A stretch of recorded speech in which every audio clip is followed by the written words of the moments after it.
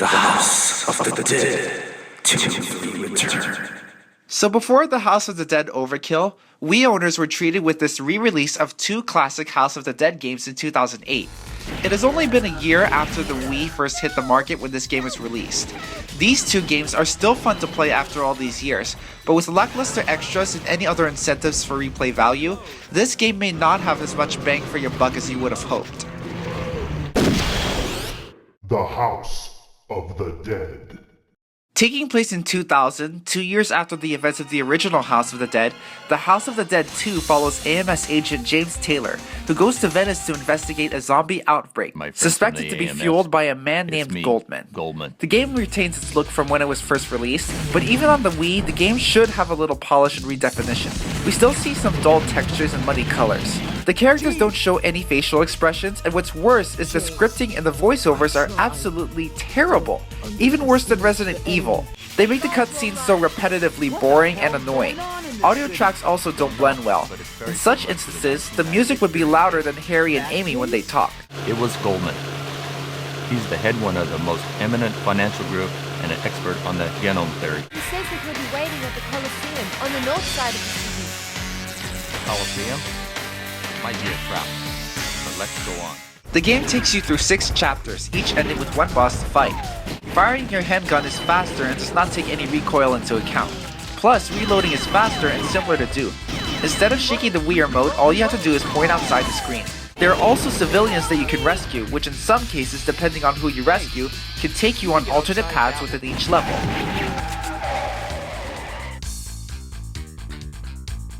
Thank you for rescuing me. No problem, man. And I have to admit, the one civilian I have the most pity for is this guy. I could have rescued him if the game's previous cutscene didn't extend into the guy's view. I don't want to die! Anyway, some of the civilians even reward you with life ups and various power-ups. These power-ups can be taken with you each time you play original mode, and include extra credits, extra lives, and extra bullets loaded in your gun at a time.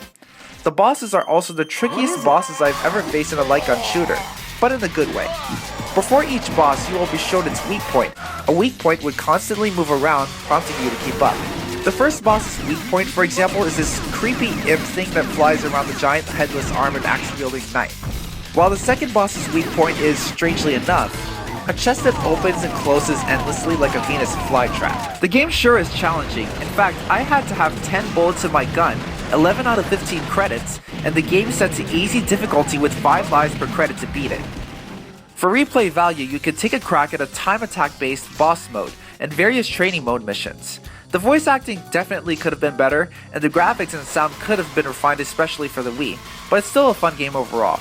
I give the Wii version of the House of the Dead 2 a decent 7 out of 10. Don't care who it is, no one's gonna get away with this. The House of the Dead 3 is a totally different story. This game is much more grounded in storytelling. Taking place 20 years after the events of the original House of the Dead, AMS agent Thomas Rogan from the first game investigates the Kyrian zombie outbreak.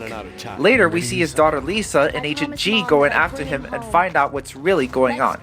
We are also treated to what happens to Dr. Kyrian as he strives to save his son Daniel from death. The graphics in the House of the Dead 3 are much sharper and colorful, and run at a better frame rate than the previous game. The cutscenes are much more dynamic and pleasing to watch, and so are the in-game characters. They are all defined better in design and develop better as the game progresses. The voice acting, especially, is far better than the House of the Dead 2. The music and sound mixing make the game more exciting to play. All of this has made the pacing for the game much faster and more thrilling. Gameplay is certainly more exciting than before. While the previous game used handguns to fend off enemies, players this time around use auto shotguns, letting you deal damage to more than one enemy at a time. The scoring system has highly improved. Now you can tell that you get a higher score and ranking the sooner you defeat enemies, and the more accurate you are with your shots. This game is based more around fast-paced gunplay, meaning you get a better score the quicker you take out enemies as soon as they appear on the screen.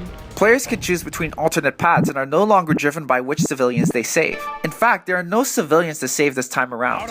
Instead, whenever G is ambushed by zombies, you have to fire away at them to save him.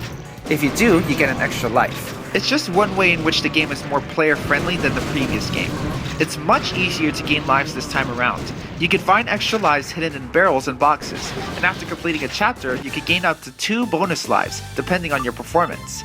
There are 4 new bosses in this game, although they are very similar to those of the last game. The boss death in this game plays out similarly to the boss strength in the previous game, while the boss the sun is similar to the boss tower. I am very pleased with how much the franchise improved for the House of the Dead 3.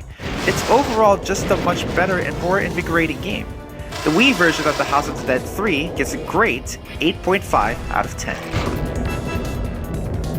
Had enough yet? As a whole, this game is a pretty solid offering from Sega. You can't go wrong with 2 hit games for the price of 1.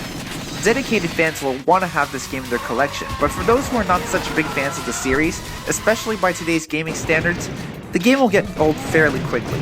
Still, these 2 games are exhilarating to play, and you can't go wrong with light gun shooter games like this. And that's why the House of the Dead 2 and 3 Return, rated M for blood and gore and violence, gets a good 8 out of 10.